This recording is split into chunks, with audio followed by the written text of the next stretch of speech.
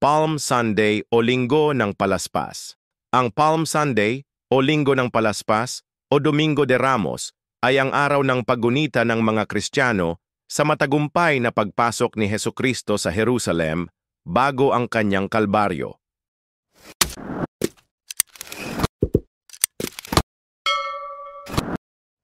Ito rin ay senyales ng pagsimula ng mahal na araw.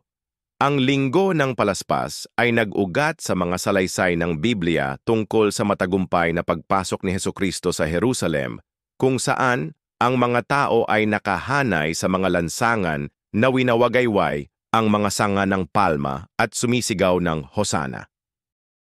Sa Pilipinas, ang Palaspas ay tumutukoy sa mga pinalamutiang mga tangkay at dahon ng niyog o halamang kauri ng palm tree, century plant, buri at oliva.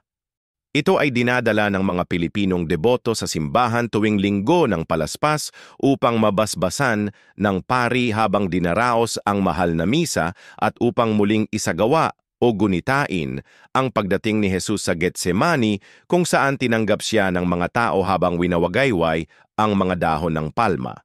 Ang mga nabasbasang palaspas ay iniuuwi upang ilagay sa mga altar, pintuan o bintana ng tahanan sa paniniwalang ang mga ito ay nagtataboy sa masasamang espiritu. Pagkatapos ng Semana Santa, kinokolekta at sinusunog ang mga palaspas, at ang abo nito ay siya namang ginagamit tuwing Miyerkules ng Abo o Ash Wednesday sa pagpapahid o paglalagay ng krus sa noo ng mga deboto sa susunod na taon.